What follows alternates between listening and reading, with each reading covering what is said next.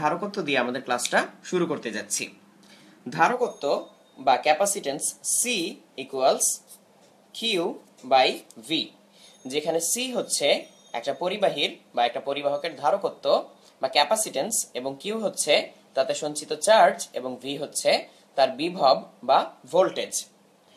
যেমন আমি যদি বলি যে এটা একটা পরিবাহী এবং এই পরিবাহীর ভোল্টেজ 1 ভোল্ট বৃদ্ধি করতে 2 কুলম্ব চার্জ লাগে, অর্থাৎ পরিবাহীর ভোল্টেজ 1 ভোল্ট বৃদ্ধি করতে 2 কুলম্ব চার্জ লাগে, তাহলে এখানে মানটা বসবে 2 এবং এখানে মানটা বসবে 1।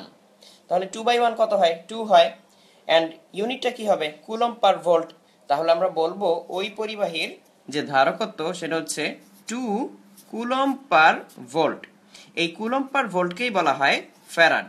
তাহলে আমি লিখতে পারবো 2 ফ্যারাড এরকম। এবং আমরা বাজারে ক্যাপাসিটর কিনতে পাই, ওই ক্যাপাসিটরগুলোর এরকম নানান রকম ক্যাপাসিটেন্স থাকে, ক্যাপাসিটেন্স মাপা হয় ফ্যারাডে, এটাকে সংক্ষেপে লেখা হয় এফ দিয়ে, এরকম এফ দিয়ে। তো বাজারে যে ক্যাপাসিটরগুলো কিনতে পাওয়া যায় সেগুলো আসলে প্যারালাল প্লেট ক্যাপাসিটর বা সমান্তরাল পাত ধারক। তাহলে সমান্তরাল পাত ধারক কিরকম ভাবে কাজ করে? এরকম সামনাসামনি দুইটা সমান্তরাল পাত থাকে, এই পাতদ্বয়ের একটা হচ্ছে পজিটিভের সাথে কানেক্টেড থাকে আর একটা হচ্ছে নেগেটিভের সাথে কানেক্টেড থাকে। তাহলে এইরকম একটা এরকম প্লাস আর একটা মাইনাসের সাথে কানেক্টেড থাকে, এরকম ব্যাটারির সাথে এরকম ভাবে কানেক্টেড থাকে। তাহলে এই দুইটার মধ্যে চার্জ জমা হয় এবং মাঝখানে একটা তড়িৎ ক্ষেত্র সৃষ্টি হয়, যে তড়িৎ ক্ষেত্রের মাধ্যমে ক্যাপাসিটরটা এনার্জি জমা রাখে। তো ওরকম ক্যাপাসিটরের ক্যাপাসিটেন্সের সূত্র আমরা চাইলে C equals Q by V এখান থেকে বের করে নিতে পারি। সেই ক্যাপাসিটরের ক্যাপাসিটেন্সের সূত্রটা হয় এরকম: যদি ক্যাপাসিটেন্স হয় সি, সি ইকুয়ালস হয় epsilon naught A by D. তাহলে এই এ হচ্ছে এই প্যারালাল প্লেটের এই যে সমান্তরাল পাতের যে কোনো একটা পাতের ক্ষেত্রফল, ক্ষেত্রফলটা হচ্ছে এ, এবং দুই পাতের মধ্যবর্তী দূরত্বটা হচ্ছে ডি। আর মাঝখানে যে মাধ্যমটা থাকে মিডিয়াম, ওই মাধ্যমের প্রপার্টি হচ্ছে এই ইপসাইলন নট। ইপসাইলন নটকে বলা হয় মাধ্যমের ভেদনযোগ্যতা। তাহলে যদি শূন্য স্থান হয় তাহলে হবে ইপসাইলন নট, আর যদি অন্য কোনো মাধ্যম হয় তখন হবে ইপসাইলন এরকম। তো খেয়াল করো, আমি এখন একটা ক্যাপাসিটর নিতে যাচ্ছি। এই যে এটা হচ্ছে একটা প্যারালাল প্লেট ক্যাপাসিটর। এটা কিভাবে তৈরি করা হয়? এটা হচ্ছে এরকম একটা লম্বা পাতলা পাত নেওয়া হয়, তার উপরে একটা প্লাস্টিক কোটিং দিয়ে বা অপরিবাহী পদার্থের কোটিং দিয়ে আরো একটা পাত নেওয়া হয়। এখান থেকে একটা তার বের হয়ে আসে, এখান থেকে একটা তার বের হয়ে আসে। তারপর এই পুরো জিনিসটাকে পেঁচানো হয়। যদি এই পুরো জিনিসটাকে আমি পেঁচাই, পরোটার মতো করে রোল করি এরকম করে, তাহলে দেখতে এমন হবে। এই যে এরকম করে পেঁচানোর পরে এরকম লাগবে দেখতে। সেটাকে যদি আমি পুরোপুরি পেঁচিয়ে শেষ করি তাহলে এরকম ড্রামের মতো আকৃতি হবে, এবং সেটাকে একটা ক্যাপসুল দিয়ে ঢেকে দিলে দেখতে হবে ঠিক এই রকম। তাহলে এটা হচ্ছে আমাদের বাজারে কিনতে পাওয়া যায় এরকম একটা ক্যাপাসিটর। তাহলে খেয়াল করো, আমি এই ক্যাপাসিটরটাকে একটু ঘোরাচ্ছি। এই ক্যাপাসিটরের গায়ে কিছু লেখা দেখতে পাচ্ছি আমরা এখন। এই ক্যাপাসিটরের গায়ে কি লেখা আমি সেটা লিখে দেই। এখানে লেখা হচ্ছে 2200 মাইক্রোফ্যারাড। এই কথাটার মানে হচ্ছে ক্যাপাসিটরের এই দুই পায়ের মধ্যে 1 ভোল্টেজ বিভব পার্থক্য তৈরি করার জন্য এই ক্যাপাসিটরের ভেতরে আমাকে 2200 মাইক্রোকুলম্ব চার্জ দিতে হবে। এই ক্যাপাসিটরের মধ্যে 2200 মাইক্রোকুলম্ব চার্জ দিতে হবে আমাকে যদি দুই পায়ের ভোল্টেজ 1 করতে চাই। তাহলে এখন আমাকে বলো, এই ক্যাপাসিটরের ক্যাপাসিটেন্স আমরা জানি 2200 মাইক্রোফ্যারাড। মাইক্রো হচ্ছে 10⁻⁻6। আমরা যদি এই ক্যাপাসিটরের দুই পায়ে 3 ভোল্ট বিভব পার্থক্য দেই তাহলে এই ক্যাপাসিটরে সঞ্চিত চার্জের পরিমাণ কত? এটা তোমাদের জন্য একটা প্রশ্ন। আমরা একটু আগে দেখেছি ক্যাপাসিটেন্স সি এর formula C equals Q by V. তাহলে চার্জ কিউ ইকুয়ালস আমরা জেনে যাই সিভি। তাহলে তোমরা এখন এই কিউ ইকুয়াল সিভি এখান থেকে ক্যালকুলেট করে আমাকে জানাও যে এই ক্যাপাসিটরের দুই প্রান্তে যদি আমি 3 ভোল্ট বিভব পার্থক্য প্রয়োগ করি তাহলে এই ক্যাপাসিটরের ভেতরে কতটুকু চার্জ জমা হবে। তাহলে এই কতটুকু চার্জ জমা হবে এটা তোমরা আমাকে জানাও। এরপর আমরা সত্যি সত্যি এই ক্যাপাসিটরে এতটুকু চার্জ জমা করে দেখব যে সেটা দিয়ে আসলে কি কি করা যায়।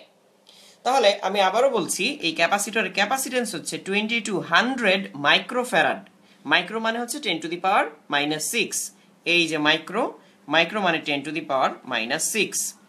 আর দুই প্রান্তের ভোল্টেজ হচ্ছে, এই দুই পায়ের মধ্যে আমি ভোল্টেজ দিব 3 ভোল্ট। যদি 3 ভোল্ট দেই তাহলে কতটুকু চার্জ জমা হবে আমরা একটু হিসাব করে দেখি এবার কতটুকু চার্জ জমা হবে। প্রথমে আমি বসাচ্ছি সি, তারপরে গুণ করে দিব ভি দিয়ে।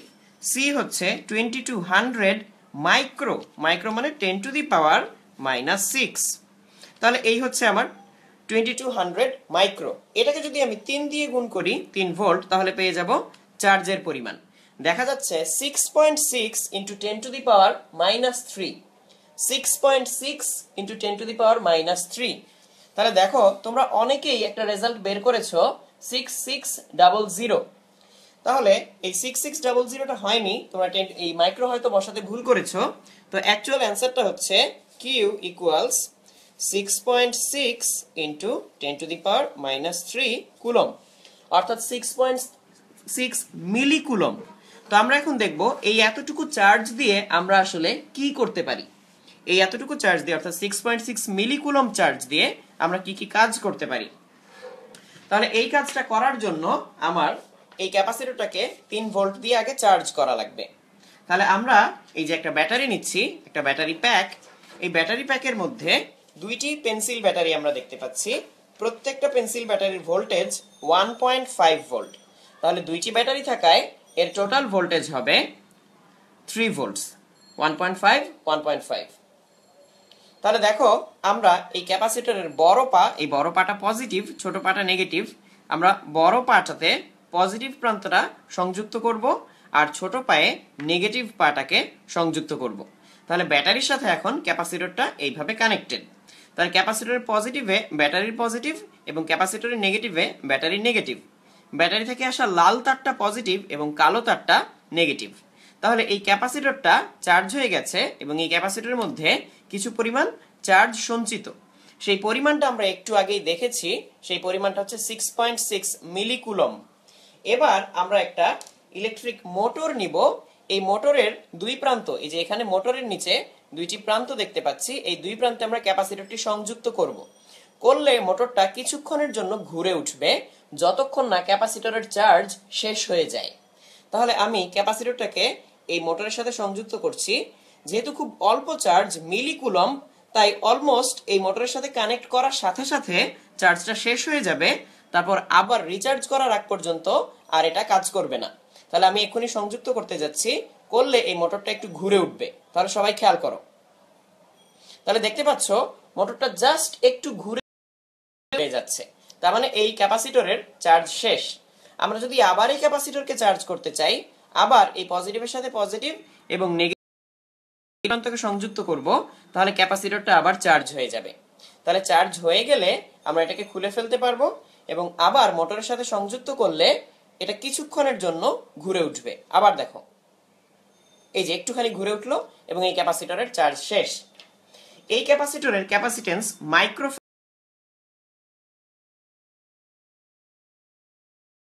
এই ক্যাপাসিটর গুলো হচ্ছে এক ধরনের নতুন ধরনের ক্যাপাসিটর, এগুলোকে বলা হয় সুপার ক্যাপাসিটর। তাহলে এই সুপার ক্যাপাসিটর কি জিনিস? ক্যাপাসিটরে যেখানে অল্প কিছু চার্জ জমা থাকে, সুপার ক্যাপাসিটরে সুপার ক্যাপাসিটরে অনেক বেশি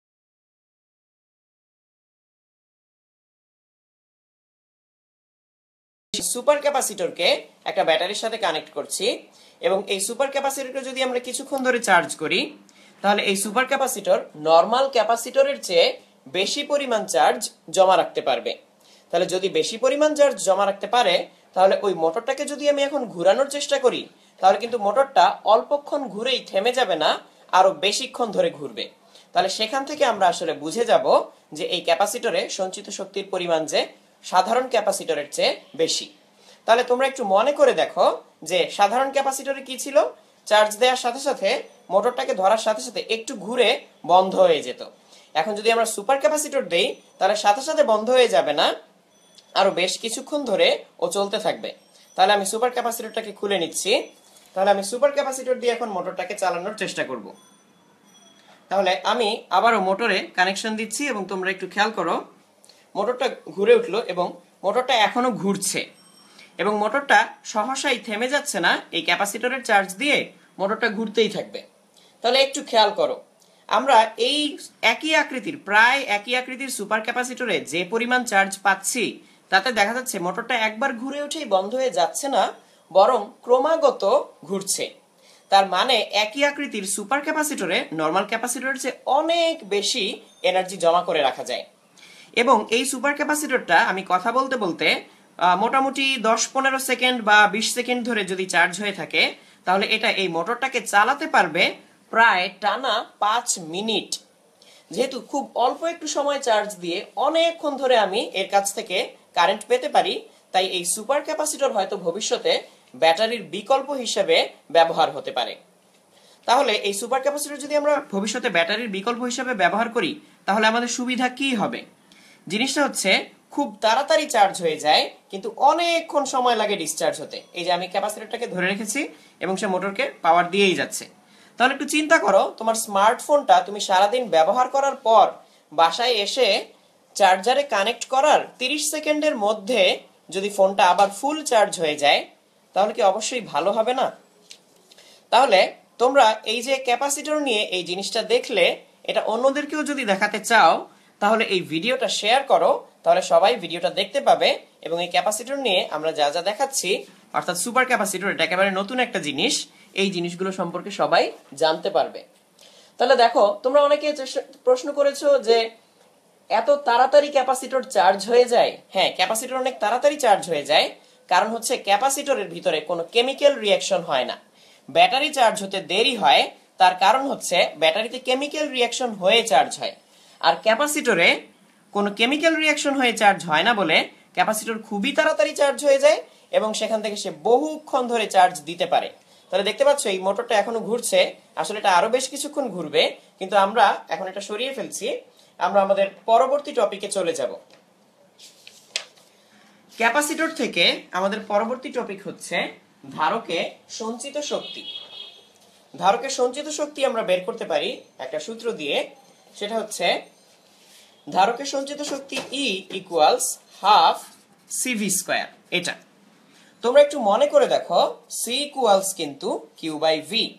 তাহলে CV স্কয়ারের জায়গায়, হাফ CV স্কয়ারের জায়গায় C এর জায়গায় যদি আমি Q বাই V লিখি, তাহলে হাফ এই C এর জায়গায় আমি লিখলাম Q by V into V square.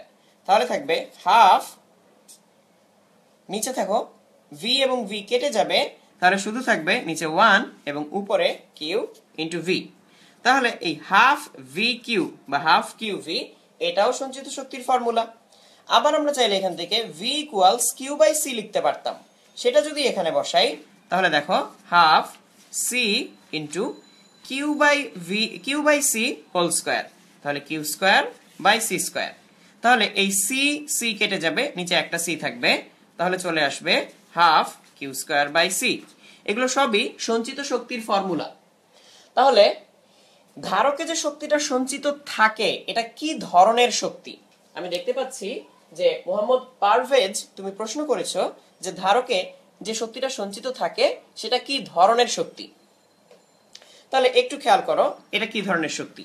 এখানে ক্যাপাসিটরের ভিতরে এরকম করে একটি পজিটিভ প্লেট থাকে এবং আরেকটি নেগেটিভ প্লেট থাকে। এই পজিটিভ এবং নেগেটিভের মধ্যে একটি তড়িৎ ক্ষেত্র তৈরি হয়, পজিটিভ থেকে নেগেটিভের দিকে একটি তড়িৎ ক্ষেত্র তৈরি হয়। এই তড়িৎ ক্ষেত্র আকারে শক্তিটা সঞ্চিত থাকে। যখন এই ব্যাটারির এই ধারকের দুই প্রান্তকে আমরা কোনো কিছু, তখন ইলেকট্রনগুলো নেগেটিভ প্লেট থেকে পজিটিভ প্লেটের দিকে যাওয়া শুরু করে এবং দুই প্রান্তে চার্জের পরিমাণ কমতে থাকে। তখন ইলেকট্রিক ফিল্ড বা তড়িৎ ক্ষেত্রটাও কমে যায়। তাহলে তড়িৎ ক্ষেত্র কমে যাওয়ার সাথে সাথে শক্তির পরিমাণটাও কমে যেতে থাকে। তাহলে তড়িৎ ক্ষেত্র তৈরি করতে গিয়ে প্রথমে ব্যাটারিকে যেটুকু শক্তি খরচ করতে হয়, এই ক্যাপাসিটরের মধ্যে সেই পরিমাণ শক্তি জমা থাকে। তাহলে এই কতটুকু শক্তি জমা থাকে তার ফর্মুলা হচ্ছে এগুলো, half CV square, half VQ এবং half Q square by C। আর কিভাবে শক্তিটা জমা থাকে সেটা হচ্ছে তড়িৎ ক্ষেত্র তৈরির মাধ্যমে জমা থাকে। এবং অনেকে জিজ্ঞেস করেছো ব্যাটারির চার্জ কমে যাচ্ছে কিনা। হ্যাঁ, অবশ্যই ব্যাটারির চার্জ কমে যাচ্ছে। ক্যাপাসিটরকে চার্জ করতে গিয়ে ক্যাপাসিটরে যতটুকু চার্জ সঞ্চিত থাকে ব্যাটারি থেকে ঠিক ততটুকু চার্জই কমে যাচ্ছে। আর নর্মাল ক্যাপাসিটর থেকে সুপার ক্যাপাসিটরের পার্থক্যটা হচ্ছে সুপার ক্যাপাসিটরের ভিতরে যে প্লেটগুলো থাকে এই প্লেটগুলোর এরিয়া অনেক বেশি থাকে। এগুলো করা হয়েছে কার্বন ন্যানোটিউব কিংবা গ্রাফিন এ ধরনের পদার্থ ব্যবহার করে। এই জন্য এরিয়া অনেক বড় হয়, তাই ক্যাপাসিটেন্স বেড়ে যায়। তো আমরা ক্যাপাসিটর দেখে ফেললাম, এবার আমরা অন্য টপিকে চলে যাই। আমরা এখন রোধের কালার কোড শিখব। আমি তোমাদেরকে এখন দেখাবো কিভাবে একটা রেজিস্ট্যান্স বা রোধ দেখে বলে দেয়া যায় এর রেজিস্ট্যান্সটা কত। এর গায়ে যে কালারগুলো থাকে সেই কালারগুলো থেকে বলে দেয়া যাবে এর রোধ কত। এখানে আমরা একটা চার্ট দেখতে পাচ্ছি। এই চার্ট অনুযায়ী আমরা রোধের কালার কোড দিয়ে বের করব রোধ কত। তাহলে আমি প্রথম একটা উদাহরণের সাহায্যে এখন শেখাবো যে কিরকম করে রোধ ক্যালকুলেট করতে হয়, এবং তারপর আমি তোমাদেরকে একটা রেজিস্ট্যান্স দেখাবো, তোমাদেরকে বলতে হবে ওই রেজিস্ট্যান্সটার মান কত। এখানে আমরা একটা চার্ট দেখতে পাচ্ছি, পরপর কতগুলো রং, black, brown, red, orange, yellow, green, blue, violet, grey, white, gold, silver, এই কয়টা কালার। এবং এই প্রত্যেকটা কালারের পাশে একটা করে নাম্বার লেখা 0 থেকে 9 পর্যন্ত, এবং তার পাশে এই 0 থেকে 9 পর্যন্ত, এই যে 0 থেকে 7 পর্যন্ত, এই নাম্বারগুলোকেই 10-এর পাওয়ার হিসেবে লেখা। যেমন ব্ল্যাক হচ্ছে 0, তাহলে এর মাল্টিপ্লায়ার ভ্যালু হচ্ছে 10 টু দি পাওয়ার 0। তাহলে এই 10-এর যদি ভ্যালু চাই বা মান চাই সেটা 0, আর মাল্টিপ্লায়ার বা গুণাঙ্ক চাই তাহলে হচ্ছে 10 টু দি পাওয়ার 0, এইরকম। যেমন লাল, লালে আমরা দেখতে পাচ্ছি এর পাশে লেখা 2, তাহলে লালের মান হচ্ছে 2, কিন্তু লালের গুণক বা মাল্টিপ্লায়ার কত? 10 টু দি পাওয়ার 2। তাহলে এরকম করে সবগুলোর জন্য করা যায়। তাহলে এখানে আমরা উপরে একটা উদাহরণ দেখতে পাচ্ছি, একটা রেজিস্ট্যান্স এখানে আঁকা, যার মধ্যে পরপর 4টা কালার দেয়া। প্রথম কালারটা হচ্ছে লাল, এটা হচ্ছে ফার্স্ট ব্যান্ড, 4টা ব্যান্ড থাকে কালারের। লাস্টের ব্যান্ডটাকে বলা হচ্ছে টলারেন্স, এটা হচ্ছে সোনালী, তারপর হচ্ছে রূপালী, এই ধরনের কোন একটা কালার হয়। তো আমরা গণনা শুরু করব উল্টা দিক থেকে। এটা হচ্ছে আমার ফার্স্ট ব্যান্ড, তাহলে এই ফার্স্ট ব্যান্ডটা হচ্ছে লাল, তারপরের ব্যান্ডটা বেগুনি, তারপরের ব্যান্ডটা সবুজ, এবং লাস্টে এই টলারেন্স বা সহনশীলতার ব্যান্ডটা হচ্ছে সোনালী। তাহলে এই প্রথম দুইটা ব্যান্ডের মান আমাদেরকে পাশাপাশি লিখে ফেলতে হয়। যেমন প্রথম ব্যান্ডটা ফার্স্ট ব্যান্ড, এটা হচ্ছে লাল, তাহলে ফার্স্ট ব্যান্ডের মানটা আমি লিখে ফেলবো, লালের মান হচ্ছে 2। এরপরের ব্যান্ডটা হচ্ছে বেগুনি, তাহলে এর পরের ব্যান্ডটা হচ্ছে বেগুনি, বেগুনির মানটা হচ্ছে 7, তাহলে আমি এখানে লিখবো 7।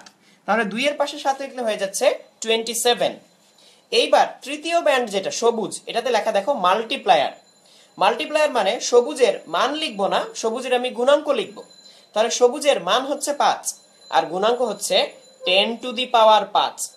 তাহলে এই 10 টু দি পাওয়ার 5 এটা যদি আমি এখানে লিখি 27 ইন্টু 10 টু দি পাওয়ার 5, এটাই হচ্ছে এই রেজিস্ট্যান্সের মান। আর লাস্টে টলারেন্সটা হচ্ছে এই যে লাস্টে টলারেন্স গুলা লেখা লাস্টের কলামে। গোল্ডের পাশে দেখো লেখা +-5%, তার মানে এই +-5% মানে এই রেজিস্ট্যান্সটার ভ্যালু তাপমাত্রার সাথে সাথে 5% বাড়তে পারে, আবার 5% কমতে পারে। তাই লাস্টে আমি লিখবো +-5% এরকম। তাহলে এই মানটা আসলে কত আসে? এই মানটা আসে 2.7 ইন্টু 10 টু দি পাওয়ার 6 +-5%, এটা। তাহলে একটু খেয়াল করো, এই জিনিসটা হচ্ছে অনেকের কাছেই একটা নতুন টপিক, একটা রেজিস্ট্যান্সের ভ্যালু কিভাবে বের করতে হয়। এটা হচ্ছে এই রেজিস্ট্যান্সের গায়ে কতগুলো কালার থাকে, এই কালার দেখে বের করে ফেলা যায় এর রেজিস্ট্যান্স কত। যেমন এখন আমি একটা রেজিস্ট্যান্স দেখাচ্ছি, এই রেজিস্ট্যান্সটার গায়ে পরপর কয়েকটা কালার করা, কালারগুলো হচ্ছে লাল, লাল, তারপরে বাদামি, আর তারপরে শেষে সোনালী।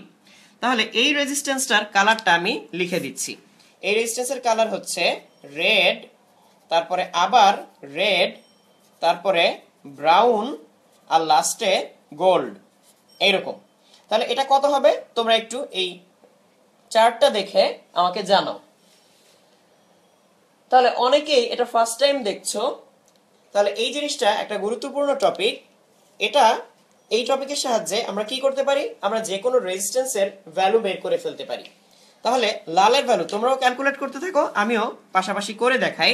লালের ভ্যালু হচ্ছে 2, এই পরবর্তী লালের ভ্যালু হচ্ছে 2, তাহলে হচ্ছে 22 ইনটু ব্রাউনের, আমি 3 নাম্বার ব্যান্ড যেহেতু ব্রাউনের নিব গুণাঙ্ক 10, আর প্লাস মাইনাস গোল্ডের জন্য হচ্ছে 5%, তাহলে হচ্ছে 220 প্লাস মাইনাস 5%। তাহলে এই হচ্ছে এর রেজিস্ট্যান্স। এভাবে এই সূত্রগুলোর সাহায্যে বা এই প্রসেসের সাহায্যে রেজিস্ট্যান্স বের করা যায়। তাহলে এটা একটা ছোট টপিক ছিল যেটার সাহায্যে তোমরা রেজিস্ট্যান্স বের করতে পারো। তাহলে এটা আমি এখন সরিয়ে নিচ্ছি। আমরা এখন সিরিজ এবং প্যারালাল কানেকশনে চলে যাব। আমাদের পরবর্তী টপিক হচ্ছে সিরিজ এবং প্যারালাল। তাহলে আমি এখন কয়েকটা ছবি আঁকবো, তোমরা কমেন্টে আমাকে জানাবে কোনটা কোনটা সিরিজ, কোনটা কোনটা প্যারালাল। তাহলে আমি এখানে একটা রেজিস্ট্যান্স আঁকছি, রেজিস্ট্যান্সের সিম্বল হচ্ছে এটা। দুইটা রেজিস্ট্যান্স, এরকম তিনটা রেজিস্ট্যান্স পরপর, এটা R1, এটা R2, এটা R3। এই ছবিটার নাম দিলাম আমরা A। এরপরে আমি আরেকটা ছবি আঁকতে যাচ্ছি রেজিস্ট্যান্স নিয়ে। খেয়াল করো সবাই, এই রেজিস্ট্যান্সটা এরকম, এখানে একটা রেজিস্ট্যান্স, তার সাথে এইরকম করে উপরে আরেকটা রেজিস্ট্যান্স লাগানো, নিচে আরো একটা রেজিস্ট্যান্স লাগানো, এরকম করে। এটা R1, এটা R2, এটা R3। এই ছবিটার নাম আমরা দিলাম B। তাহলে এটা হচ্ছে A, এটা হচ্ছে B। এবার আরেকটা ছবি আঁকবো আমি। তার আগে তোমরা কমেন্টে এই জিনিসটা আমাকে বলো যে A এবং B এর মধ্যে কোনটা সিরিজ, কোনটা প্যারালাল। তোমরা এইভাবে কমেন্ট করতে পারো যে A সিরিজ B প্যারালাল, অথবা B সিরিজ A প্যারালাল, এরকম করে কমেন্ট করতে পারো। অলরেডি আমি দেখতে পাচ্ছি মুশফিক সহ আরো অনেকে অ্যান্সার দিয়েছো।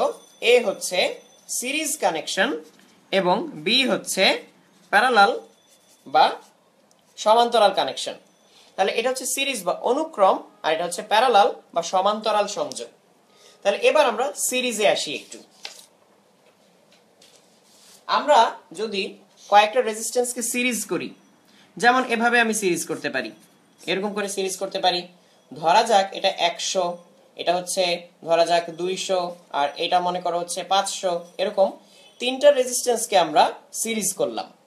সিরিজ করলে এটা যদি R1 হয়, এটা যদি R2 হয়, আর এটা যদি R3 হয়, তাহলে সিরিজ করলে এদের যে তুল্য রোধ, তুল্য রোধ মানে সবগুলো রোধ মিলে যতটুকু রোধ তৈরি করবে, একটা রোধ একাই যদি ঠিক ততটুকু রোধ তৈরি করে, তাহলে এটাকে বলা হয় সিরিজ বা অনুক্রম সংযোগের তুল্য রোধ। এটাকে আমরা নাম দেই RS। তাহলে RS হচ্ছে সবগুলোর যোগফলের সমান, R1 plus R2 plus R3, এরকম। তাহলে এই RS এর মান কত আসবে? 100 প্লাস 200 প্লাস 500, এরকম করে। তাহলে টোটাল মানটা আসবে, এখানে আমরা যদি যোগ করে যাই তাহলে আসবে 800 ওহম। তার মানে যদি সিরিজ কানেকশন হয়, তাহলে সিরিজ কানেকশনে সবগুলো যোগ করলেই আমরা তুল্য রোধ পেয়ে যাই। যেমন রাফি এবং মুশফিক তোমরা লিখে ফেলেছো 800 ওহম হবে। তাহলে এরকম করে সিরিজ যেখানেই দেখবে সেখানেই যোগ করে ফেললে তুল্য রোধ বা ইকুইভ্যালেন্ট রেজিস্ট্যান্স পেয়ে যাবে। এখন যদি এরকম হয়, এটা একটা রেজিস্ট্যান্স, এটা আরেকটা, এটা আরেকটা, এটা আরেকটা, এখানে মাঝখানে একটা ব্রাঞ্চ তৈরি করলাম আমি, এইরকম করে একটা ব্রাঞ্চ তৈরি করলাম। এবার নাম দেই R1, R2, R3, R4, R5। তাহলে এখানে R1 এর সাথে R3 সিরিজ কিনা আমাকে বলো। এই R1 এর সাথে R3 সিরিজ কিনা আমাকে কমেন্টে জানাও। তাহলে তোমাদের প্রতি এখন আমার প্রশ্ন হচ্ছে R1 এবং R3 সিরিজ কি না। তাহলে তোমরা এই উত্তরটা জানাও। এই উত্তরটা জানাতে জানাতে আমি এটা নিয়ে একটু আলোচনা করি। সিরিজ কানেকশনে একটু খেয়াল করো, একটাই রাস্তা। সিরিজ কানেকশনে যেহেতু একটাই রাস্তা, তাই একটা রেজিস্ট্যান্সের ভিতর দিয়ে যে পরিমাণ কারেন্ট যাবে, তার পরের রেজিস্ট্যান্সেও সেই ঠিক একই পরিমাণ কারেন্ট যাবে, তারপরের রেজিস্ট্যান্সের ভিতর দিয়েও সেই একই পরিমাণ কারেন্ট যাবে। অর্থাৎ যারা সিরিজ থাকবে তাদের ভেতর দিয়ে আসলে আলাদা রকম কারেন্ট বা আলাদা পরিমাণ কারেন্ট যেতেই পারে না। তাহলে এদের ভিতর দিয়ে আসলে একই রকম কারেন্ট যাবে। কিন্তু মাঝখানে যদি কোনো শাখা প্রশাখা থাকে, সেখান দিয়ে কিন্তু কিছু কারেন্ট চলে যাবে, তাহলে তখন কিন্তু আর সিরিজ হবে না। আমি দেখতে পাচ্ছি মোহাম্মদ আবির, এছাড়া এনামুল আবিদ এবং মাসুদ সহ আরো অনেকে লিখেছো যে এরা সিরিজ হবে না। অর্থাৎ এই R1 এবং R3 নট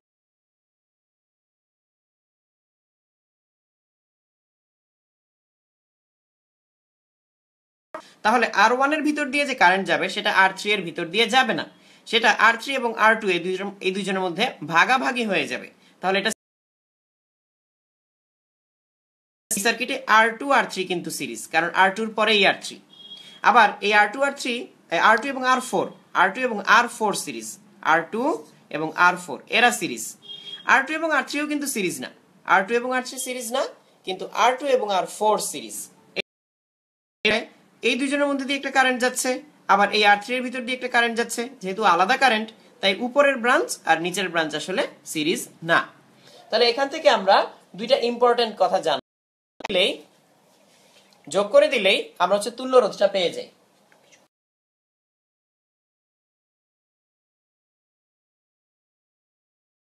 সেই একই কারেন্ট যায়, সেম কারেন্ট। এবং সিরিজ কানেকশনের তুল্য রোধ হচ্ছে সবগুলোকে যোগ করে দিলেই পাওয়া যায়, সবগুলো ভ্যালু যোগ করে দিলেই আমরা সিরিজ কানেকশনের তুল্য রোধ পেয়ে যাই। আর আরেকটা কথা ছিল, সিরিজ কানেক্ট সবার ভিতর দিয়ে সমান পরিমাণ কারেন্ট যায়। পরবর্তী টপিকটা হচ্ছে আমাদের প্যারালাল কানেকশন। প্যারালাল কানেকশন বা সমান্তরাল সংযোগ। সমান্তরাল সংযোগ দেখতে এরকম প্রান্ত থাকবে, এটা R1, এটা R2, তাহলে এই দুইজনের কমন প্রান্ত থাকবে। এই সমান্তরাল সংযোগের একটা বৈশিষ্ট্য হচ্ছে, সমান্তরাল সংযোগে এই আলাদা আলাদা রেজিস্ট্যান্স গুলোর মধ্যে দিয়ে ভিন্ন ভিন্ন কারেন্ট প্রবাহিত হয়। কারেন্টের মান সমান হলেও কারেন্টটা কিন্তু অ্যাকচুয়ালি ভিন্ন। যেমন ধরা যাক এখান দিয়ে 2 অ্যাম্পিয়ার কারেন্ট আসলো, এদিক দিয়ে 2 অ্যাম্পিয়ার কারেন্ট আসলো, এবং এটার মান ধরলাম আমরা 1 ওহম, এটার মানও ধরলাম আমরা 1 ওহম। তো দেখা যাবে কি দুইটার ভিতর দিয়ে সমান সমান পরিমাণ কারেন্ট যাচ্ছে, কিন্তু যেই 1 অ্যাম্পিয়ার এদিক দিয়ে যাচ্ছে সেটা তো আর এদিক দিয়ে যাচ্ছে না। তাহলে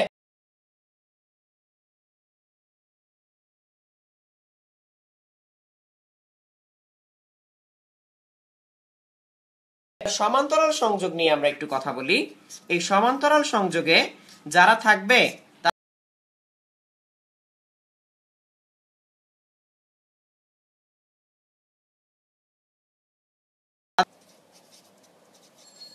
সমান, রেজিস্ট্যান্স সমান হয় তাহলে কারেন্টও সমান হবে, আর যদি রেজিস্ট্যান্স সমান না হয় তাহলে কারেন্ট সমান হবে না।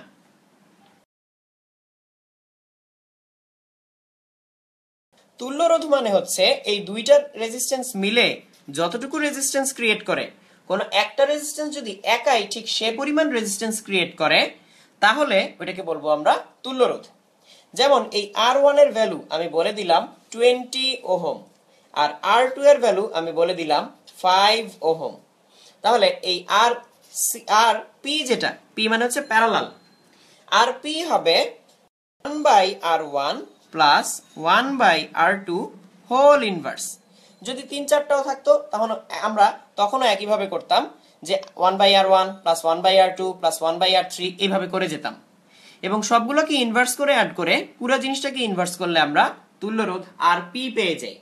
যেমন আমাদের এই ক্ষেত্রে একটা হচ্ছে 20 আর একটা হচ্ছে 5, তাহলে একটা যদি 20 হয় আর একটা যদি 5 হয় তাহলে এখানে তুল্য রোধটা কত হবে? এখানে তুল্য রোধটা হবে 1/20 প্লাস 1/5 হোল ইনভার্স। তাহলে দেখো 1/20 এই ভ্যালুটা হচ্ছে 0.05, আর 1/5 এই ভ্যালুটা হচ্ছে 0.2। তাহলে আমরা 0.05 আর 0.2 এদেরকে অ্যাড করে ইনভার্স করে দিব, তাহলে পেয়ে যাব তুল্য রোধ, এবং মানটা চলে আসলো 4। তো এই তুল্য রোধের মানটা হচ্ছে 4। অলরেডি আমি দেখতে পাচ্ছি এনামুল সহ আরো অনেকে বলে ফেলেছো যে অ্যান্সারটা হচ্ছে 4 ওহম। তাহলে এই অ্যান্সারটা হচ্ছে আরপি 4 ওহম। তাহলে আমরা দেখো সিরিজ কানেকশনের তুল্য রোধ বের করতে পারি, প্যারালাল কানেকশনেরও তুল্য রোধ বের করতে পারি। তাহলে আমরা এখন এই জিনিসটাই একটু করে দেখার চেষ্টা করব, যে সিরিজ কানেকশন এবং প্যারালাল কানেকশনের তুল্য রোধটা আমরা যেভাবে বের করেছি সেটা একটু মেপে দেখব সত্যি সত্যি। তাহলে আমরা একটা সাদা কাগজ নিচ্ছি, এবং এই সাদা কাগজের উপরে আমরা একটা রেজিস্ট্যান্স রাখলাম। তাহলে এই যে আমাদের সাদা কাগজের উপরে একটা রেজিস্ট্যান্স, এই রেজিস্ট্যান্সের মানটা কত আমি এখন চাইলেই মেপে দেখতে পারি। এই জিনিসটা মাপার জন্য আমার একটা যন্ত্র লাগবে, এই যন্ত্রটার নাম হচ্ছে মাল্টিমিটার। তাহলে এই হচ্ছে আমার মাল্টিমিটার, এই মাল্টিমিটার দিয়ে আমরা এখন এই রেজিস্ট্যান্সটা মেপে দেখব। এই রেজিস্ট্যান্সটা কতটুকু আমরা সেটা জানতে চাই। তো আমি এখানে এর কালার দেখে বুঝতে পারছি বাদামি, কালো, কমলা, তার মানে এর রেজিস্ট্যান্স হওয়ার কথা 10,000 ওহম বা 10K। তাহলে আমি হচ্ছে এই মাল্টিমিটারকে কিলো ওহম মাপতে রেডি রাখলাম। এবার আমি যদি এর দুই প্রান্তে লাগাই তাহলে ও কত কিলো ওহম সেটা বলে দিবে। তো আমরা আগেই প্রেডিক্ট করেছি বা আন্দাজ করেছি যে এটা হবে 10 কিলো ওহম। তাহলে যদি 10-এর ঠিক কাছাকাছি মানটা আসে তাহলে বুঝবো যে আমাদের অনুমান সঠিক। তাহলে আমরা এই রেজিস্ট্যান্সটা এখন মাপার চেষ্টা করি। দেখো আসলো 9.97, তার মানে 10-এর খুব কাছাকাছি। 5% বাড়তেও পারে, 5% কমতেও পারে। তো 9.97 কিলো ওহম, আমরা ধারণা করেছিলাম 10, চলে আসলো 9.97 কিলো ওহম। তো এই 9.97 কে আমরা 10 ধরতে পারি। তাহলে এই রেজিস্ট্যান্সটার ভ্যালু হচ্ছে 10 কিলো ওহম। আমরা এবার এরকম ঠিক দুইটা রেজিস্ট্যান্স যদি পরপর কানেক্ট করি তাহলে এরকম হবে। দুইটা রেজিস্ট্যান্স যদি আমি পরপর কানেক্ট করি তাহলে একটা 10K আর একটা হবে 10K। তাহলে 10K আর 10K সিরিজ করলে কত হওয়া উচিত? হওয়া উচিত যোগ করে দিলেই পেয়ে যাব 20K বা 20 কিলো ওহম। তাহলে এবার আমরা এটাকে আর একটু বেশি রেঞ্জে নিয়ে যাই এবং এই রেজিস্ট্যান্সটা মাপার চেষ্টা করি।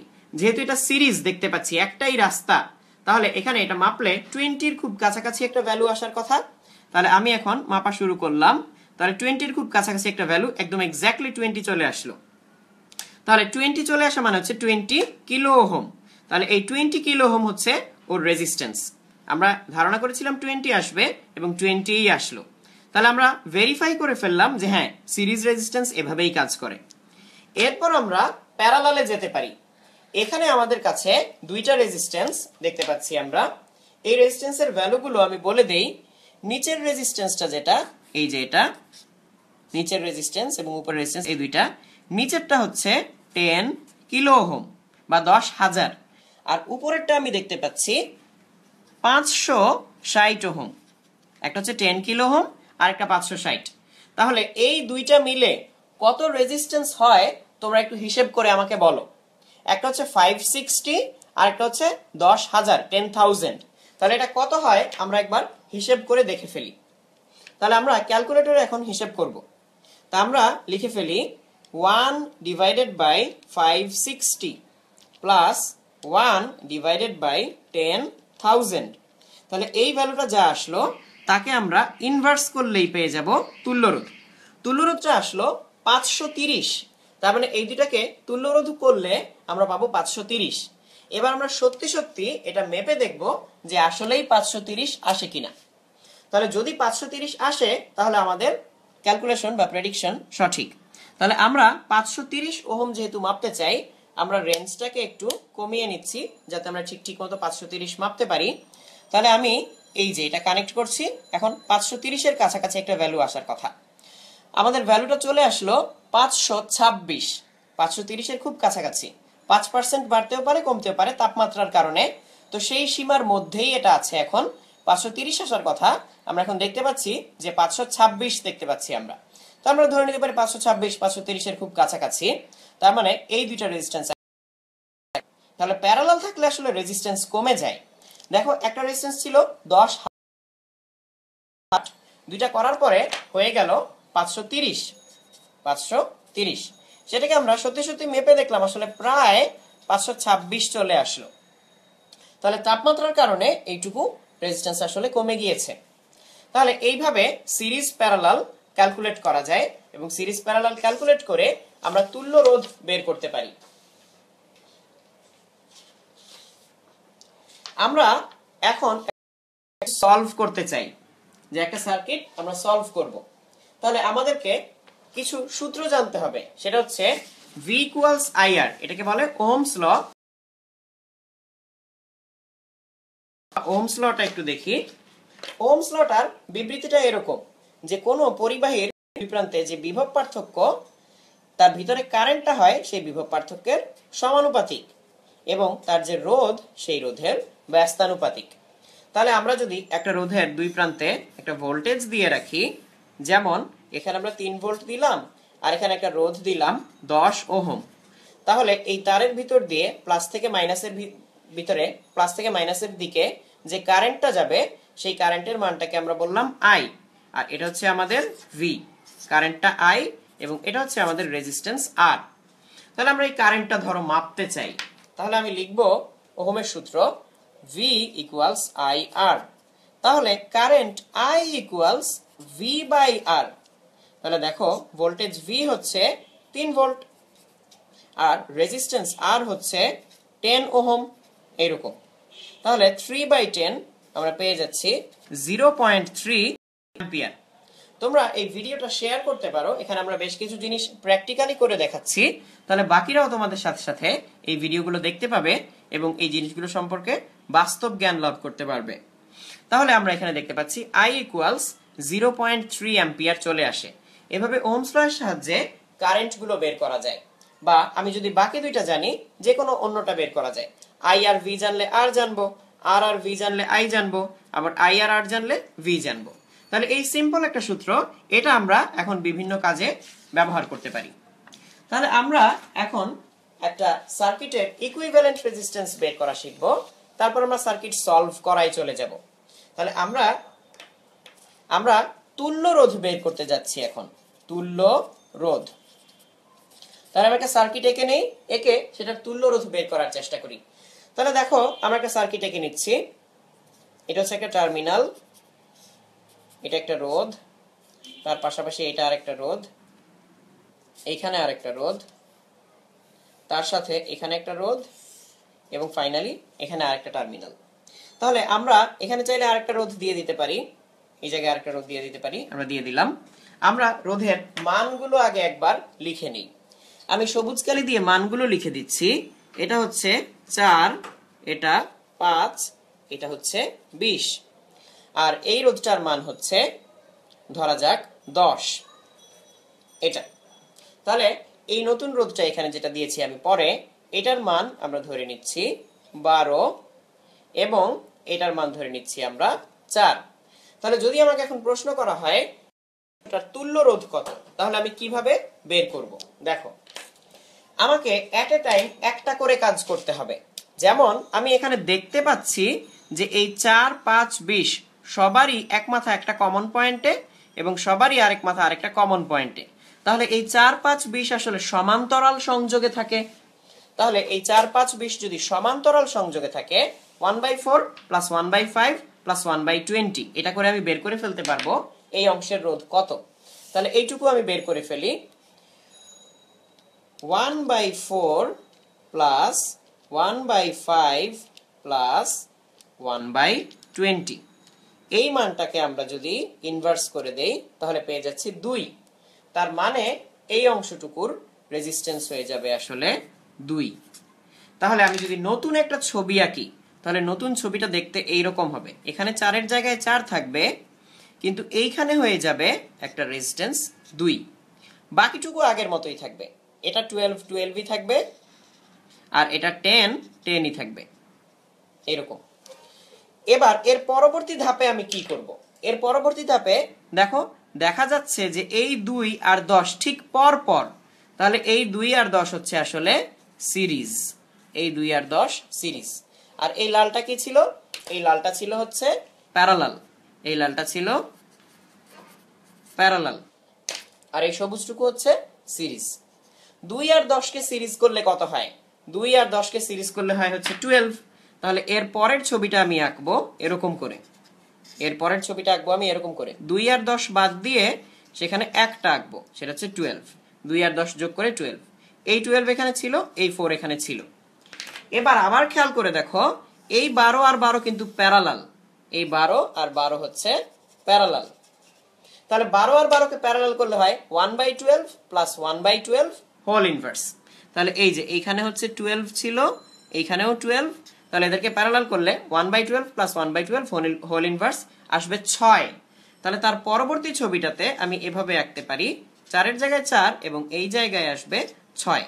তাহলে এই জায়গায় চলে আসলো 6। এবং ফাইনালি দেখা যাচ্ছে এই 4 আর 6 আসলে সিরিজ, এই 4 আর 6 সিরিজ। তাহলে শেষ পর্যন্ত 4 আর 6 যোগ করে আমি লিখতে পারি 10। তাহলে অ্যান্সারটা হচ্ছে 10 ওহম। আমি দেখতে পাচ্ছি বুশরা, আসিফ, মারুফ তোমরা অনেকে লিখেছো যে অ্যান্সারটা হচ্ছে 10 ওহম। তোমাদের অ্যান্সার সঠিক।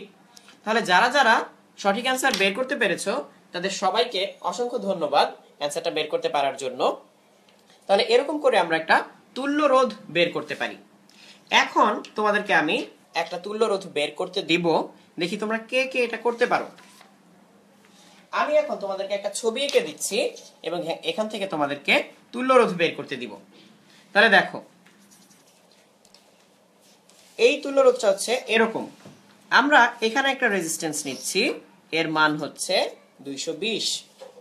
আমরা এখানে একটা রেজিস্ট্যান্স নিচ্ছি, এর মান হচ্ছে 560 এবং এখানে একটা রেজিস্ট্যান্স নিচ্ছি, এর মান হচ্ছে 1000 এবং এইখান থেকে এই পর্যন্ত থেকে একটা তার এটার উপর দিয়ে এখানে চলে গেল এই পর্যন্ত। আমরা সলভ করতে চাই, তাহলে কি করতে হবে আমাদেরকে? এই জিনিসটার তুল্য রোধ বের করতে হবে। তা আমরা চাই তুল্য রোধ বের করতে, তুল্য রোধ। তাহলে এটা করতে গিয়ে কি কি সমস্যা হতে পারে? সমস্যাটা হচ্ছে আমি সরাসরি দেখে বুঝতে পারছি না যে এই তিনটা রেজিস্ট্যান্স কি সিরিজ নাকি এই তিনটা রেজিস্ট্যান্স প্যারালাল। তাহলে এই তিনটা রেজিস্ট্যান্স সিরিজ নাকি জানতে চাই, তাহলে সেটা জানার জন্য আমাকে কি করতে হবে? আমাকে আসলে এই বিন্দুগুলোর নাম দিয়ে নিতে হবে। তাহলে আমরা ইজিলি বুঝতে পারবো যে এটাকে সিরিজ নাকি প্যারালাল। তাহলে দেখো, সরাসরি যেহেতু দেখে বোঝা যায় না, তাই আমরা এদের নামকরণ করে নিব। ধরা যাক বিন্দুটা, এই বিন্দুটার নাম দিলাম আমরা এ। তাহলে এই বিন্দু থেকে এই বিন্দুতে যেতে কোনো রেজিস্ট্যান্স পার হতে হয় না। যেহেতু কোনো রেজিস্ট্যান্স পার হতে হয় না, তাহলে এই বিন্দুটা এ হলে এই বিন্দু, কারণ একই বিন্দু, এদের মধ্যে কোনো রোধ আর দিয়ে যুক্ত, তাহলে এই বিন্দুটাও আসলে হয়ে যাবে এ। কিন্তু এই বিন্দু থেকে যদি আমি এখানে যেতে চাই, আমাকে একটা রোধ পার হয়ে তারপর যেতে হয়। তাহলে যেহেতু রোধ পার হয়ে যেতে হচ্ছে, তাহলে আমরা এটার নাম অন্য আরেকটা কিছু দিব। ধরো এর নাম দিলাম আমরা বি। যদি আমরা বি নাম দেই, তাহলে এই বি থেকে দেখো সরাসরি একটা তার ওই তারটার উপর দিয়ে চলে গেল। উপর দিয়ে চলে গেল মানে এই তারের সাথে এই তারের কোনো সংযোগ নেই, এই তারটার উপর দিয়ে এটা চলে গেল এই পয়েন্টে। তাহলে যেহেতু বি থেকে সরাসরি একটা তার এই পয়েন্টে চলে গেল, এই বি এবং এই পয়েন্টের মধ্যে কোনো পার্থক্য নেই, তাই এই পয়েন্টও হবে আসলে বি। এবং ফাইনালি এটা তো একই পয়েন্ট, তাহলে এটাও হবে বি। তাহলে আমি আলাদা আলাদা পয়েন্ট পাচ্ছি কয়টা? আলাদা আলাদা পয়েন্ট পাচ্ছি আসলে মাত্র দুইটা, একটা এ আর একটা হচ্ছে বি। তাহলে এবার আমরা এ আর বি কে এখানে আলাদা করে লিখি। এই হচ্ছে আমার এ আর এই হচ্ছে আমার বি। তাহলে আমরা এ আর বি থেকে কি করতে পারি? দেখো, প্রথম রেজিস্ট্যান্স 220, এক প্রান্ত এ তে এক প্রান্ত বি তে। তাহলে আমি 220 কে এভাবে লিখতে পারি, এই হচ্ছে আমার 220। দ্বিতীয় রেজিস্ট্যান্স 560, তারও এক প্রান্ত এ অন্য প্রান্ত বি। তাহলে এই 560ও আসলে এ আর বি এর মধ্যেই, এই 560। তৃতীয় রেজিস্ট্যান্স 1000, এটারও এক প্রান্ত বি এক প্রান্ত এ। তাহলে এটাও কিন্তু আসলে এ আর বি এর মধ্যেই। তাহলে এই হচ্ছে আমার 1000। এখন দেখো, দেখেই বোঝা যাচ্ছে যে এই তিনটা রেজিস্ট্যান্স আসলে প্যারালাল। তিনটারই দুই প্রান্ত আসলে এ আর বি। তাহলে এই তিনটা রেজিস্ট্যান্স যদি প্যারালাল হয়, আমরা এখন এই প্যারালাল রেজিস্ট্যান্সটা বের করে ফেলি। তিনটাকে প্যারালাল করলে কি হয় সেটা আমরা এখনই বের করে ফেলবো। তিনটাকে প্যারালাল করলে কি হয় দেখি। কত কত ছিল? 220, 560 আর 1000। তাহলে 1/220 প্লাস 1/560 প্লাস 1/1000, যে রেজাল্টটা আসলো সেটাকে আমরা ইনভার্স করলে পেয়ে যাচ্ছি 136, 136.4। অ্যান্সারটা হচ্ছে 136.4 ওহম। সো সঠিক উত্তরটা হচ্ছে 136.4 ওহম। আমি দেখতে পাচ্ছি অলরেডি অনেকে এই রেজাল্টটা নিয়ে এসেছো। মুশফিকুল ইসলাম, স্বপ্ন চাষী, তোমরা লিখেছো 136.4 ওহম। আরিফুল ইসলাম, নাইম ইলহাম, তোমরাও লিখেছো 136.4 ওহম। তাহলে যারা যারা 136.4 ওহম বের করতে পেরেছো তাদের উত্তরটা সঠিক, তাদের সবাইকে অনেক ধন্যবাদ। আর যারা উত্তরটা বের করতে পারোনি তারা এখন মিলিয়ে দেখো তুমি কোথায় ভুল করেছিলে। এবার আমরা যদি এই জিনিসটা দেখতে চাই তাহলে এই জিনিসটা আমাদের কাছে বানানো আছে। তাহলে দেখো আমরা এই জিনিসটা বানিয়ে রেখেছি তোমাদের জন্য তিনটা রেজিস্ট্যান্স দিয়ে। তাহলে এই দেখো এখানে যে উপরের রেজিস্ট্যান্সটা এটাই হচ্ছে আমার সেই 220, এটা হচ্ছে সেই 560 এবং এটা হচ্ছে 1000। তাহলে আমি যদি এখানে ভ্যালুগুলো লিখে নেই, এটা হচ্ছে আমার 220, এটা হচ্ছে আমার 560 এবং এটা হচ্ছে আমার 1000 ওহম। তাহলে এই যে আমি এভাবে ধরলে সার্কিটটার সাথে তোমরা এখন মিলিয়ে নিতে পারবে রেজিস্ট্যান্সটা এইভাবে কানেক্টেড। এবং এখানে খেয়াল করে দেখো এই তারটার উপর দিয়ে একটা তার চলে গেল, এই তারের উপর দিয়ে আরেকটা তার চলে গেল। তাহলে এই যে এটা হচ্ছে আমাদের সেই সার্কিটটা যেটা আমরা এখন সলভ করলাম। তাহলে যদি আমরা এখন এটাকে মাল্টিমিটার দিয়ে মাপার চেষ্টা করি যে সত্যি সত্যি 136 এর কাছাকাছি আসে কিনা, তাহলে আমরা বুঝতে পারবো যে আমাদের ক্যালকুলেশনটা সঠিক কিনা। তাহলে আমরা আমাদের মাল্টিমিটারটা নিয়ে নিচ্ছি। এই মাল্টিমিটারটায় অনেকে প্রশ্ন করেছো যে আগে থেকে একটা 1 উঠে থাকে কেন। এই মাল্টিমিটারে আগে থেকে একটা 1 কেন উঠে থাকে? এই 1 এর মিনিং এটা না যে এখন মাল্টিমিটারে 1 ওহম আছে। এই 1 এর মিনিং হচ্ছে এই দুইটা মাথা ডিসকানেক্টেড। এই দুইটা মাথা যদি কানেক্টেড হয় শর্ট হয়ে যাবে এবং রেজিস্ট্যান্স কানেক্টেড এটা বুঝাবে যখন এখানে 1 দেখতে পাচ্ছি, আর কোনো ইউনিট নেই। যদি রেজিস্ট্যান্সটা মাপি তাহলে যদি সত্যি সত্যি 136 হয় তাহলে আমাকে এখানে রেজাল্ট দেখাবে 136। তাহলে আমি এই দুই প্রান্তে এই মাল্টিমিটারটায় এই রেজিস্ট্যান্সটা ধরি, তাহলে দেখো আমাকে সেই রেজাল্টটা দেখাচ্ছে 135, 135। আমরা প্রেডিক্ট করেছিলাম দেখাবে 136.4, তো খুব কাছাকাছি একটা ভ্যালু আসলো 136। এই রুমের টেম্পারেচার বাইরের টেম্পারেচার থেকে টেম্পারেচারের সাথে সাথে রেজিস্ট্যান্স কমে যায়, টেম্পারেচারের সাথে সাথে রেজিস্ট্যান্স বেড়ে যায়। তাহলে আমরা 136.4 আশা করেছিলাম আর রেজাল্টটা চলে আসলো এখানে সত্যি সত্যি এই সার্কিটটা বানিয়ে 135। তাহলে আমরা থিওরিতে যা পড়েছি সত্যি সত্যি আসলে প্র্যাকটিক্যালি সেটা করে দেখানো যায়।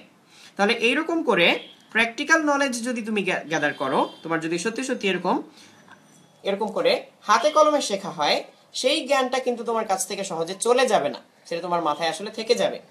তাহলে আমরা একটা তুল্যরোধ বের করে ফেললাম এবং সেটা বানিয়ে দেখেও ফেললাম।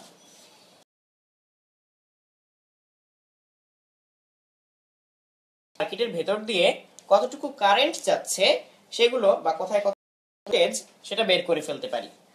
যেমন আমি সার্কিট এঁকে নিচ্ছি, এই সার্কিটে আমরা একটা ব্যাটারি দিয়ে নিচ্ছি, সেটা হচ্ছে 5 ভোল্ট।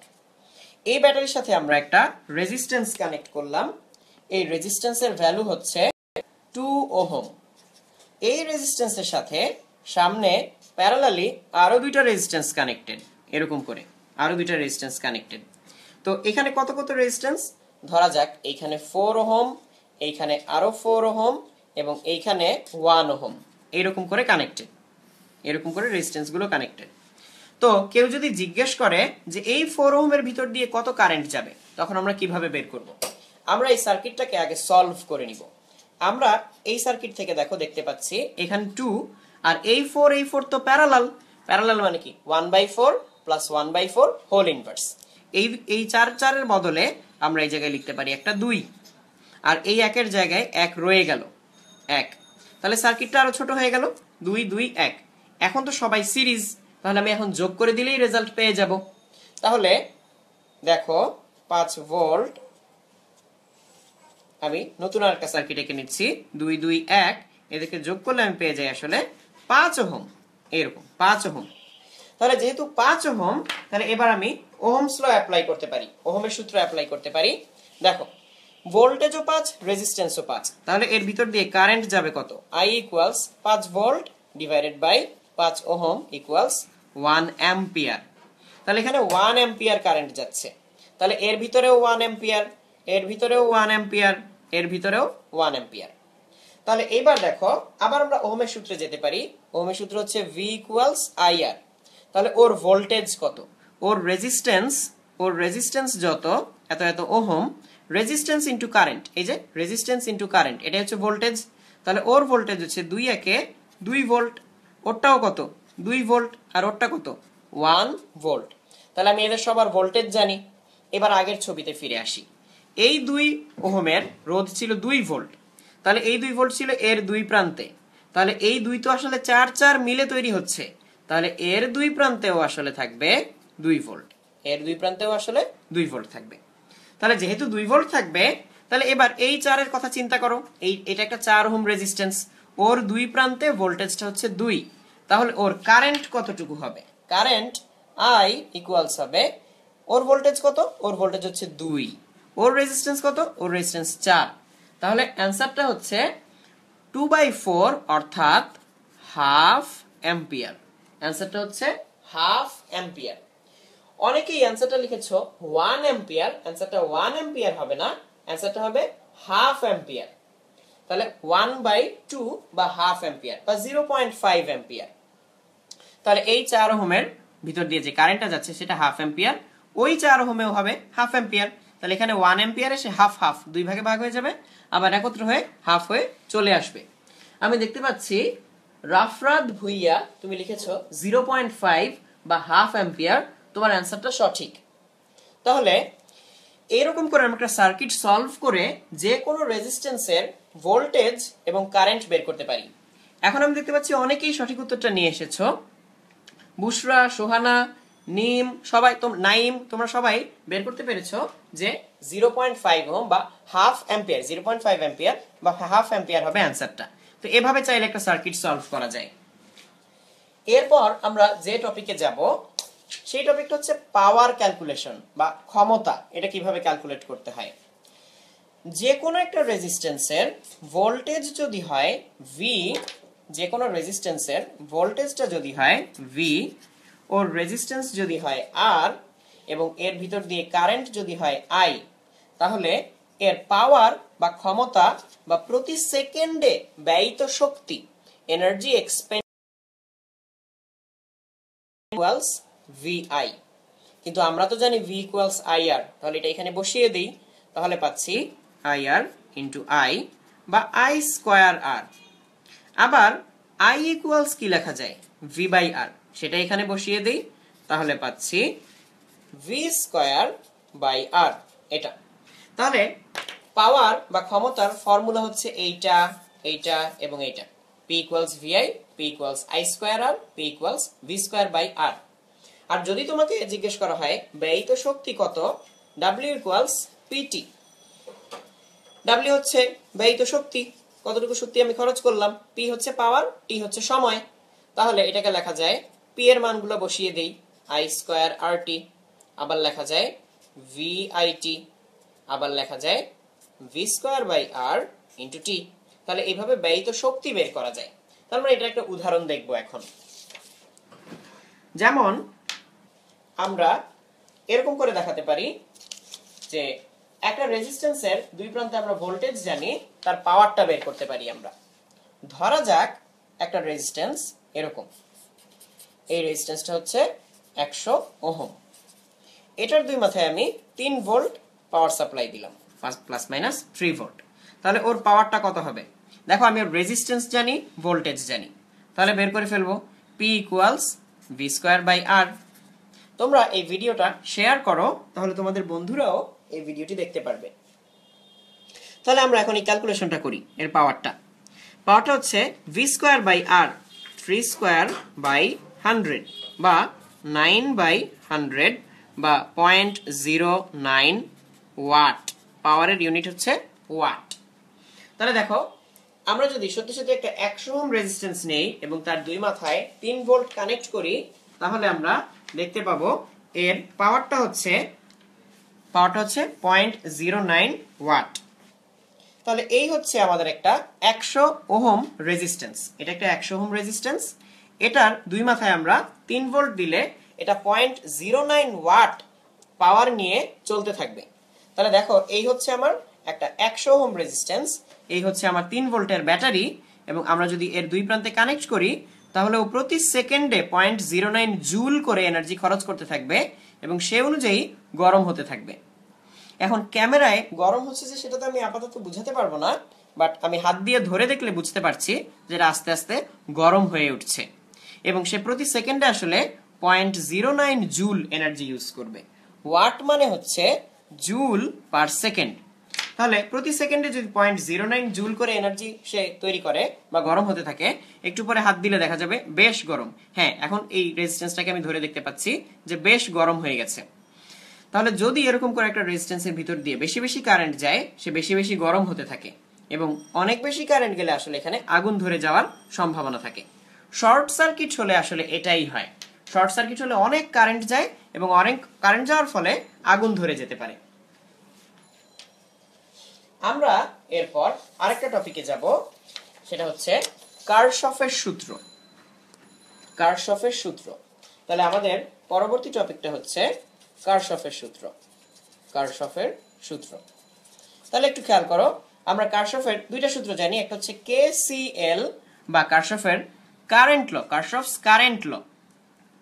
কেসিএল এটা দিয়ে কি করে? এটা দিয়ে হচ্ছে একটা নোডে যতটুকু কারেন্ট আসে ততটুকু কারেন্টই বের হয়ে যায়, এই হিসেবটুকু এটা দিয়ে করা যায়।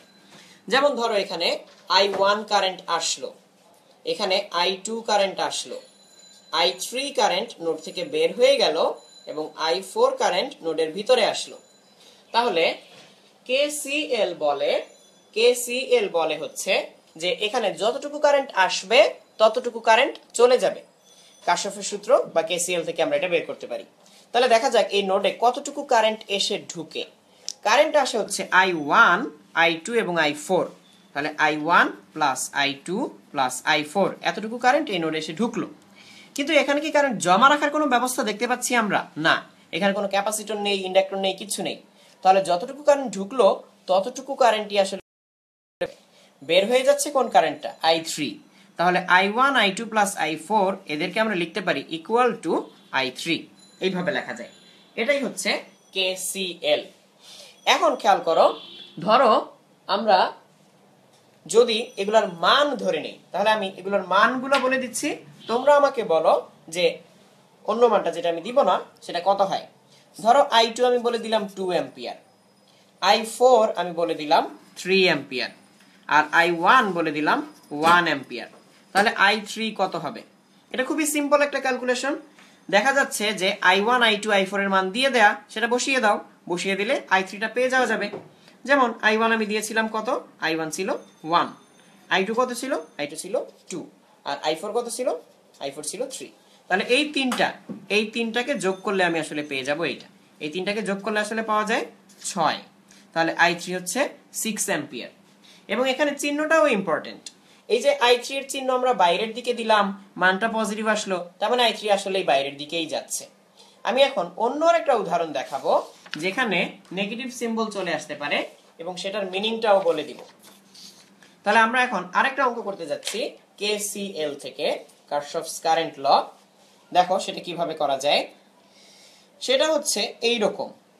এখানে আমি 4টা তার দেখতে পাচ্ছি।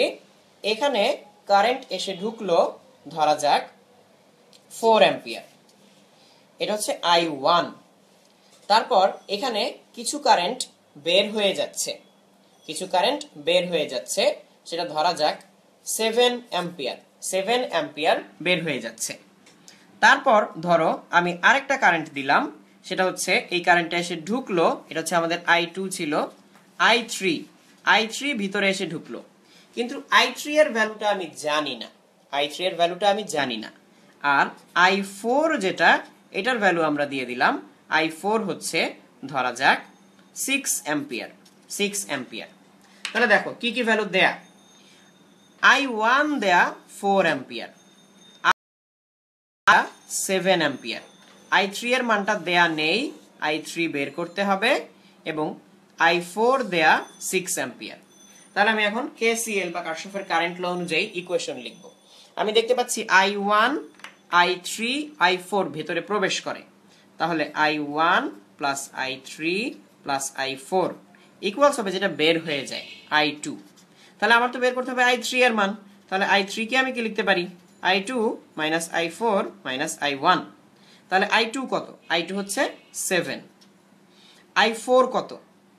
6, i1 কত? 4। তাহলে আমরা যদি এই ক্যালকুলেশনটুকু করি তাহলে যে মানটা দেখতে পাচ্ছি সেই মানটা চলে আসবে -3 অ্যাম্পিয়ার।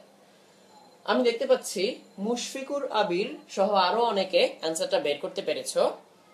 আমি দেখতে পাচ্ছি আরো তীর্থ, তুমিও লিখেছো -3 অ্যাম্পিয়ার। তানভীর আহমেদ, তুমি লিখেছো -3 অ্যাম্পিয়ার। যারা যারা লিখেছো -3 অ্যাম্পিয়ার তোমাদের উত্তরটা সঠিক। যারা লিখেছো 3 তারা একটু চিন্তা করে দেখো কেন ভুল হচ্ছে। অ্যানসার হচ্ছে -3 অ্যাম্পিয়ার। তাহলে এই যে i3 এর ভ্যালুটা -3 অ্যাম্পিয়ার আসলো, এই কথাটার মানে কি? আমরা i3 এর ডিরেকশন ধরে নিয়েছিলাম ভিতরের দিকে। তাহলে ভিতরের দিকে -3 অ্যাম্পিয়ার মানে আসলে বাইরের দিকে 3 অ্যাম্পিয়ার।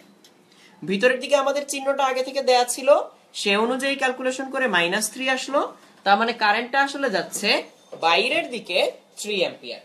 তাহলে বিপরীত দিকে বলে এই মাইনাসটা এসেছিল। তাহলে আশা করি এটা বুঝতে পেরেছো, এবং যারা যারা -3 অ্যাম্পিয়ার রেজাল্টটা নিয়ে আসতে পেরেছো তাদের সবাইকে অসংখ্য ধন্যবাদ। তাহলে আমরা কারশফের পরের সূত্রে চলে যাব, সেটা হচ্ছে কেভিএল। তাহলে কেভিএল বা কারশফস ভোল্টেজ লতে আমরা চলে যাব। কেভিএল, তোমরা এই ভিডিওটা তোমাদের ফ্রেন্ডদের সাথে শেয়ার করতে পারো, তাহলে বাকিরাও এই ক্লাসটা করতে পারবে। তাহলে আমরা এখন কেভিএল এ যাচ্ছি, তার জন্য একটা সার্কিট এঁকে নেই। ধরা যাক এটা হচ্ছে আমাদের একটা ব্যাটারি, এই ব্যাটারির প্লাস মাইনাস দেয়া আর তড়িৎচালক শক্তি দেয়া E1।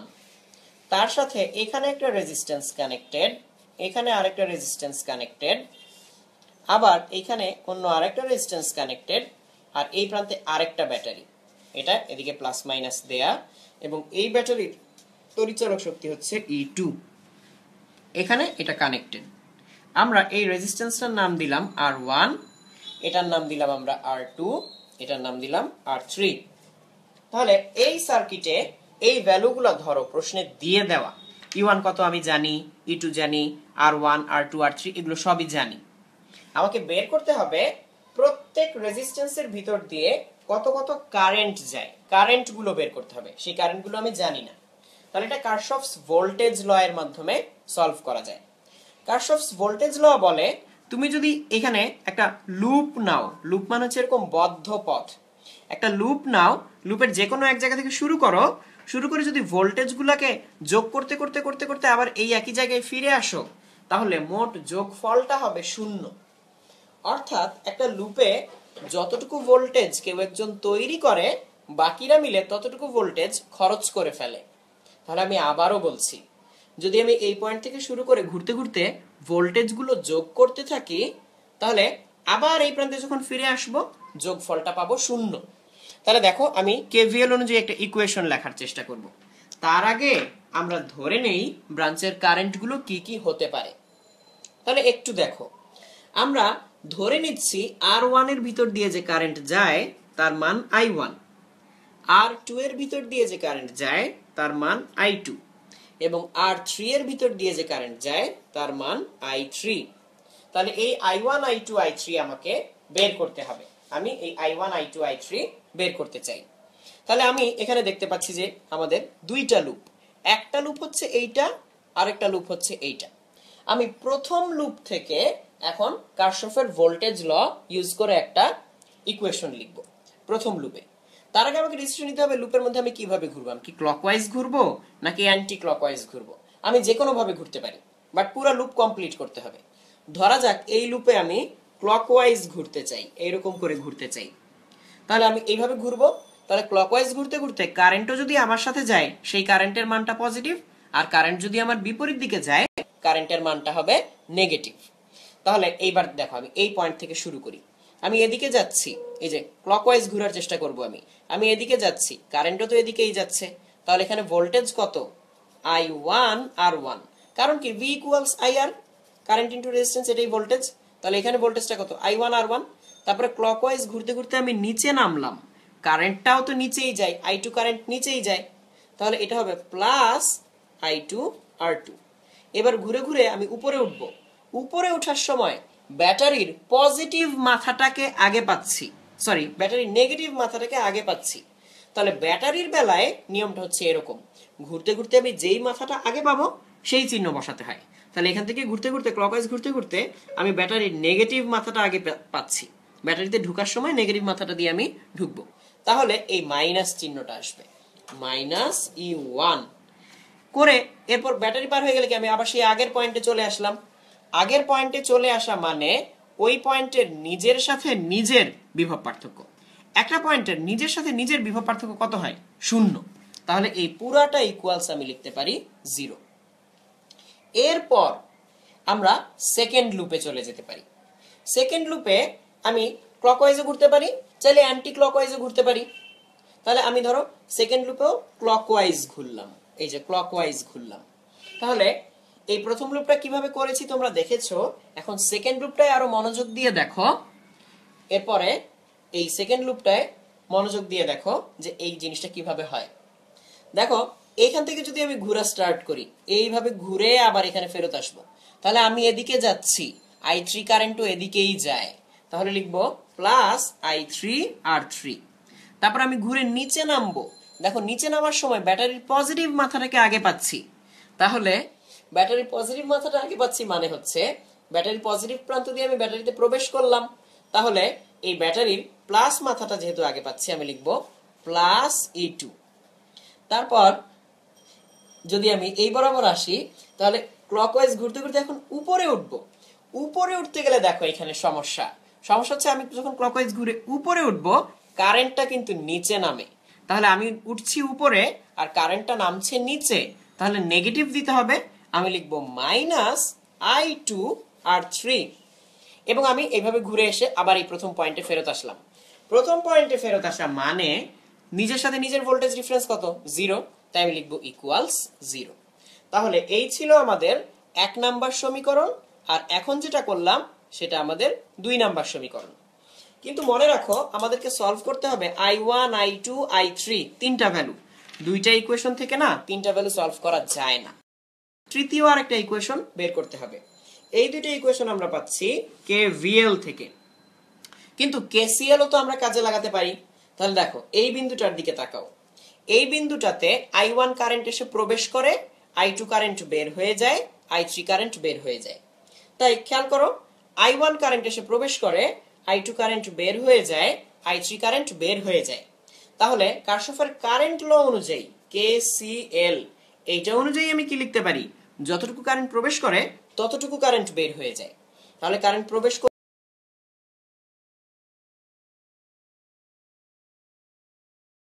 এইটাই হচ্ছে আমাদের 3 নাম্বার ইকুয়েশন। তিনটা ইকুয়েশন সলভ করি তাহলে I1 I2 I3 পেয়ে যাব। তাহলে এই তিনটা ইকুয়েশন সলভ করলে আমরা I1 I2 I3 এর মানটা পেয়ে যাব। তাহলে এই তিনটা ইকুয়েশন মানগুলো বসিয়ে R1 R2 R3 E1 E2 এইসব মান বসিয়ে ইজিলি চাইলে সলভ করা যাবে। তাহলে কারশফস কারেন্ট ল দেখলাম, আমরা কারশফস ভোল্টেজ ল দেখলাম। এরপর আমরা এর পরবর্তী একটা টপিকে যাচ্ছি, সেটা হচ্ছে বিল ক্যালকুলেশন।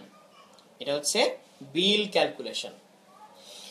তাহলে এই জিনিসটা একটু দেখো, বিল ক্যালকুলেশনটা কিভাবে করা হয়। সেটা হচ্ছে আমাদের যে মাসিক ইলেকট্রিক বিল আসে সেই ইলেকট্রিক বিলের হিসাব।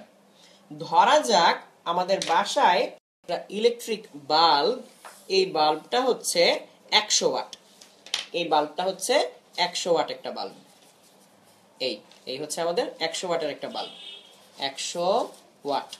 এরকম বাল্ব আমাদের বাসায় কয়টা? ধরা যাক 3টা বাল্ব, এরকম আমাদের 3টা বাল্ব। প্রত্যেকটা বাল্ব কত ঘন্টা করে জ্বলে? ধরা যাক 5 ঘন্টা করে বাল্বগুলো জ্বলে। তাহলে একটা বাল্ব কত ওয়াট? 100 ওয়াট। কত ঘন্টা জ্বলে? 5 ঘন্টা জ্বলে। তাহলে গুণ করলে আমি পাবো ওয়াট আওয়ার, এই যে ওয়াট ইন্টু আওয়ার, তাহলে আমি 100 ইন্টু 5 500 ওয়াট আওয়ার পাচ্ছি। এইরকম বাল্ব আমাদের বাসায় কয়টা? 3টা। আর এই ওয়াট আওয়ারকে 1000 দিয়ে যদি আমরা ভাগ করি, 1000 দিয়ে যদি আমরা ভাগ করি তাহলে পেয়ে যাব কিলো ওয়াট আওয়ার। তাহলে ফাইনালি রেজাল্টটা কি আসে? এখানে আসবে 500 ইন্টু 3 1500 ডিভাইডেড বাই 1000। তাহলে 1500কে 1000 দিয়ে ভাগ করলে আসবে 1.5 কিলো ওয়াট আওয়ার। আর কিলোওয়াট আওয়ারকেই বলা হয় ইউনিট। এই কিলোওয়াট আওয়ারকে বলা হয় ইউনিট। আমরা যে বলি বিদ্যুৎ বিল এত ইউনিট, সেটা হচ্ছে এই ইউনিট, কিলোওয়াট আওয়ার। তাহলে এটা তো একদিনের হিসাব, এইটুকু হচ্ছে পার ডে। তাহলে 1 মান্থ বা এক মাসে কত আসবে? এক মাসে আসবে 1.5 ইউনিট ইন্টু 30 ডেজ। তাহলে আসবে 45 ইউনিট। তাহলে 45 ইউনিট বিল আসবে। এবার তোমার প্রতি ইউনিটের মূল্য যদি 2 টাকা করে হয়, তাহলে 45 ইন্টু 2 90 টাকা হবে। তাহলে এটা হচ্ছে 45 ইউনিট বিল আসলো আমাদের। প্রতি ইউনিটের মূল্য 2 টাকা করে হলে বিল আসবে 45 ইন্টু 2। এবার যদি এই বাল্ব ছাড়া আরো কিছু থাকে, তাদের জন্য আমরা একইভাবে ক্যালকুলেশন করে যোগ করে দিব। আর মাঝে মধ্যে প্রশ্নে উল্লেখ থাকে ফেব্রুয়ারি মাসের কথা।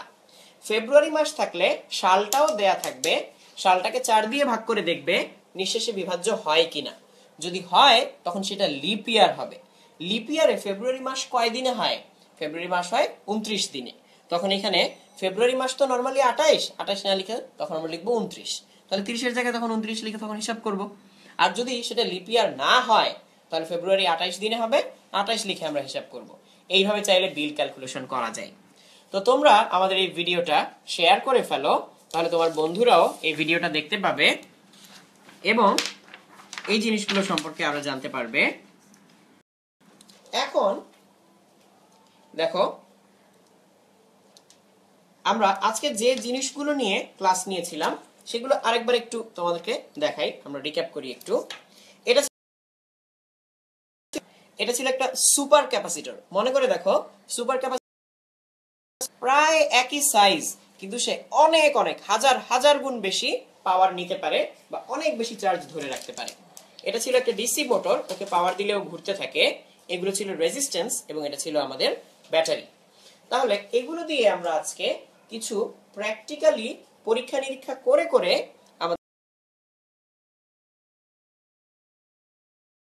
পরীক্ষা করে করে পড়ার সুবিধাটা হচ্ছে এই জিনিসগুলো সহজে মাথা থেকে চলে যায় না। তাহলে এই রকম করে আমরা চাইলে যে কোনো বিষয় যদি প্র্যাকটিক্যালি করে করে শিখতে পারি, তাহলে সেই জ্ঞানটা আমাদের কাছে আরো স্থায়ী হয় এবং আরো বোধগম্য হয়। তো আমরা এই কামনায় আজকে শেষ করছি যে তোমরা সবাই ভালো থাকবে এবং সুস্থ থাকবে। তো আমাদের আজকের লাইভ ফিজিক্স ক্লাসটা এখানেই শেষ হলো। সবাই ভালো থাকবে।